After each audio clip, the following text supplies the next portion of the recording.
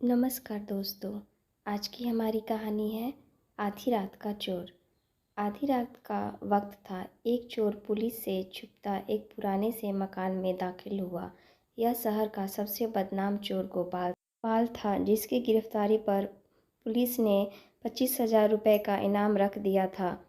थोड़ी देर पहले वो किसी अमीर बिजनेसमैन की कोठी में चोरी की नीयत से दाखिल होना चाहता था कि तभी उसे गश्त करती हुई पुलिस ने देख लिया और वह पुलिस को धोखा देते हुए इस पुराने से मकान में आ गया। अब उसे छुपने के लिए ऐसी जगह तलाश करनी थी जहां उसे कोई तलाश ना कर सके। अभी वह यह सोच रहा था कि अचानक उसे एक कमरे से रोने की आवाज़ सुनाई दी। आवाज़ एक औरत की थी। वह कह रही थी, भगवान के वास्ते मेरे बेटे को बचा लो, अगर उसे कुछ हो गया तो मैं भी जिंदा नहीं रहूँगी। फिर एक मर्द की आवाज़ आई, डॉक्टर ने उसके ऑपरेशन के लिए 20,000 रुपये की रकम का बंदोबस्त करने को कहा है। तुम तो जानती हो मेरे पास इतनी रकम नहीं है। तुम कोशिश तो करो, शायद किसी दोस्त से उधार मिल जाए। औरत की धीमी सी आवाज़ सुनाई दी, मुसीबत के वक्त कोई दोस्त भी काम नहीं आता। मैंने हर जगह कोशिश करके देख लिया है। रोहन मेरी भी औलाद है। मैं खुद ही बहुत परेशान हूँ। तुम दुआ करो, शायद ईश्वर कहीं से कोई मदद भेज दे। चाहे कुछ भी करो, चोरी करो या डाका डालो, मुझे अपने बेटे की ज़िंदगी चाहिए। औरत लगातार परेशानी में बोलती जा रही थी और इधर वह चोर यानी गोपाल भी उनकी सारी बातें सुनकर गोपाल भी अपने गुजरे हुए कल की धुंध में खो गया। 10 साल पहले वह भी एक मामूली सा मजदूर हुआ करता था। मेहनत मजदूरी करके अपना और अपने परिवार का पेट भरता था। उसकी पत्नी रितिका एक नेक और संस्कारी थी। पति पत्नी अपने इकलौते बेटे अंकित के साथ हंसी खुशी जिंदगी गुजार रहे थे। एक दिन की बात थी। गोपाल मजदूरी करके घर वापस आया तो मालूम हुआ कि आज अंकित तेज बुखार से पीड़ित है। गोपाल फौरन उसे अपने घर के करीबी डॉक्टर के पास ले गया। डॉक्टर ने अंकित को देखा और बताया कि उसे निमोनिया हो गया है। डॉक्टर ने गोपाल को दवाई लिख कर दे दी, लेकिन वक्त इतना ख़राब था कि गोपाल के पास डॉक्टर को फीस देने के बाद दवा के लिए और पैसे बिल्कुल ना बचे थे। उसकी पत्नी बेटे की हालत देखकर लगातार रोए जा रही थी। इसके नतीजे में परेशान होकर गोपाल को और तो कुछ ना सूझा। वह चोरी करने का ख्याल आया और फिर चोरी का इरादा करके घर से निकल गया था। वह खाली पड़ी एक कोठी में दाखिल होना ही चाहता था कि उसे पुलिस ने देख लिया और फिर वह जैसे तैसे पुलिस की गिरफ्त में आए बगैर सीधा अपने घर पहुंचा। लेकिन उस वक्त बहुत देर हो चुकी थी।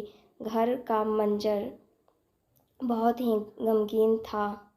वक्त पर इलाज ना मिलने की वजह से अंकित का निमोनिया अधिक बढ़ गया था, जिसके नतीजे में गोपाल के आने से कुछ देर पहले ही उसकी मृत्यु हो चुकी थी। गोपाल के सामने अब उसके बेटे की लाश पड़ी थी। दूसरी तरफ उसकी पत्नी रितिका दीवारों से सर टकरा टकरा कर खुद को लहूलुहान कर चुकी थी। गोपाल ने उसे संभालना चाहा, मगर उसे सुकून बिल्कुल ना मिला और वह भी इसी सदमे की वजह से दुनिया छोड़ गई। गोपाल के लिए वह लम्हे किसी कयामत से कम ना थे।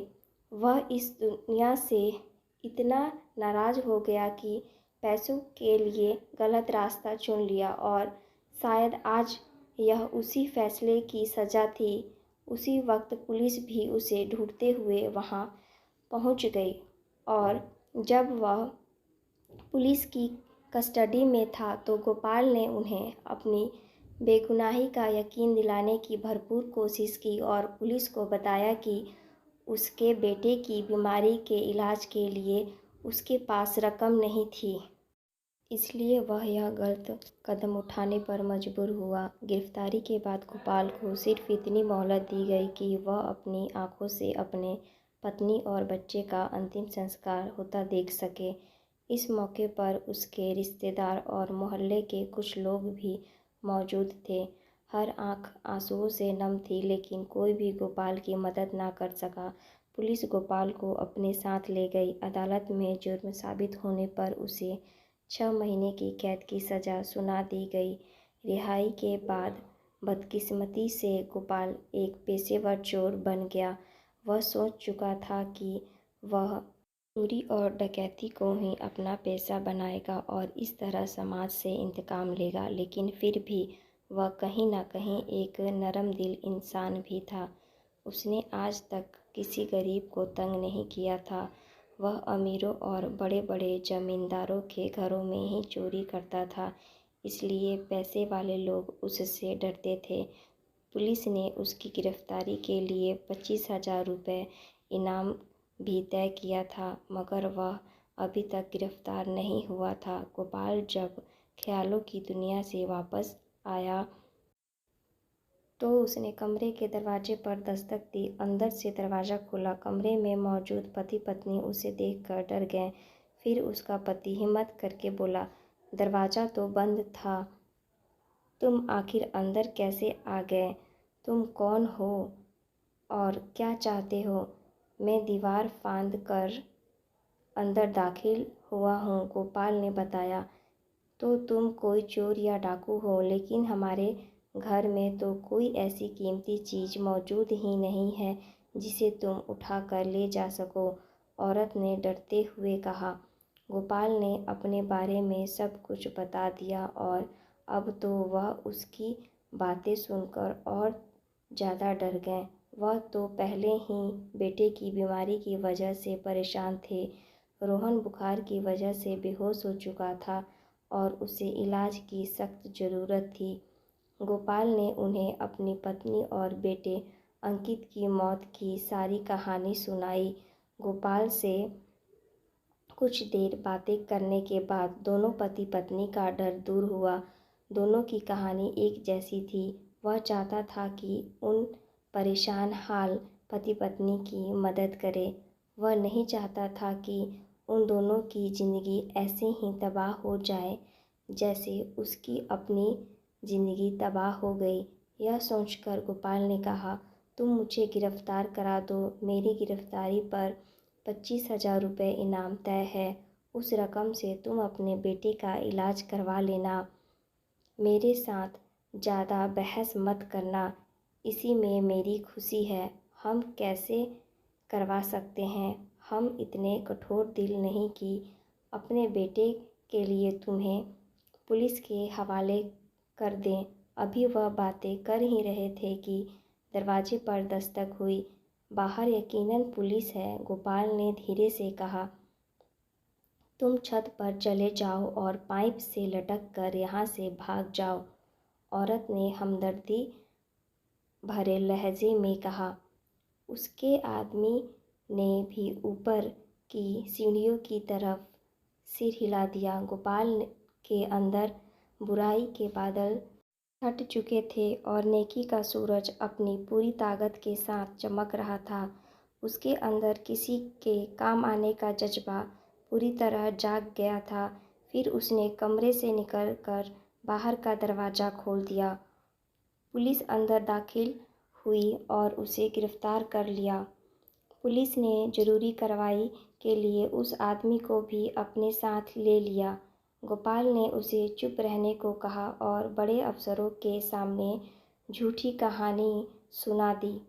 एक पुलिस वाले ने उस आदमी का नाम और पता नोट कर लिया। उस आदमी ने अपना नाम अनुराग बताया। गोपाल की जेब में उस वक्त 3,000 रुपये मौजूद थे।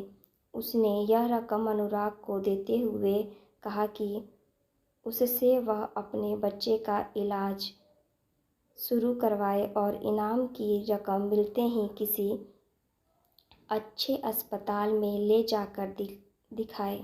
गोपाल को अदालत से सज़ा सुनाकर जेल भेज दिया गया और कुछ दिनों के बाद ही वह इनाम की रकम भी अनुराग को दे दी गई। अनुराग ने अपने बेटे को अस्पताल में दाखिल करवा दिया, जहां अच्छी देखभाल और इलाज के बाद वह तेज़ी से सेहतमंद होने लगा। गोपाल बहुत खुश था। उसकी वजह से एक घर तबाही से बच गया, वरना हो सकता था कि गोपाल की तरह अनुराग को भी अपने बेटे की ज़िंदगी बचाने के लिए कोई गलत तरीका अपनाना पड़ता। उस पर भी गोपाल के जैसा ही असर होता और वह भी जुर्म के रास्ते पर चल पड़ता। अनुराग और उसकी पत्नी अपने हमदर्द गोपाल को बिल्कुल नहीं भूले थे। वह रोज़ गोपाल से मिलने जेल जाया करते थे। सेहतमंद होने के बाद रोहन भी उनके साथ होता था। गोपाल के मन की दुनिया पूरी तरह से बदल चुकी थी। उसने सोच लिया था कि रिहा होने के बाद वह अपने हाथों से मेहनत मजदूरी करेगा और लोगों की मदद करेगा। आप सभी का धन्यवाद।